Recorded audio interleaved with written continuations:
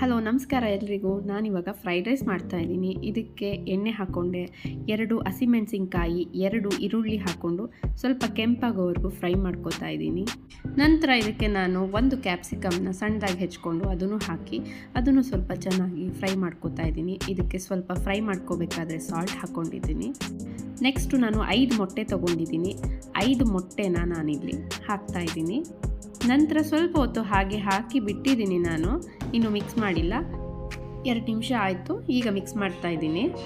Next ಇದಕ್ಕೆ ನಾನು pepper ಹಾಕ್ತಾಯಿದ್ದೀನಿ, ಸ್ವಲ್ಪ ಸಾಲ್ಟ್ ಹಾಕ್ತಾಯಿದ್ದೀನಿ, ಜೊತೆಗೆ ಸ್ವಲ್ಪ ಸೋಯಾ ಸಾಸ್ ಹಾಕ್ತಾಯಿದ್ದೀನಿ, ಆಮೇಲೆ ರೈಸು ಎಲ್ಲ ಹಾಕಿ ಫೈನಲಾಗಿ ಒಂದು ಸಲ ನಾನು ಮಿಕ್ಸ್ ಮಾಡಿ ಕೊತ್ತಂಬರಿ ಸೊಪ್ಪು ಹಾಕಿ ಅದನ್ನು ಗಾರ್ನಿಷ್ ಮಾಡ್ತಾಯಿದ್ದೀನಿ. ಎಕ್ಸ್ಟ್ರಾ ಫ್ಲೇವರ್ ಕೊಡ್ತಾಯಿದ್ದೀನಿ ಇದಕ್ಕೆ. So now egg fried rice is ready. So ready to taste now. Thanks for watching.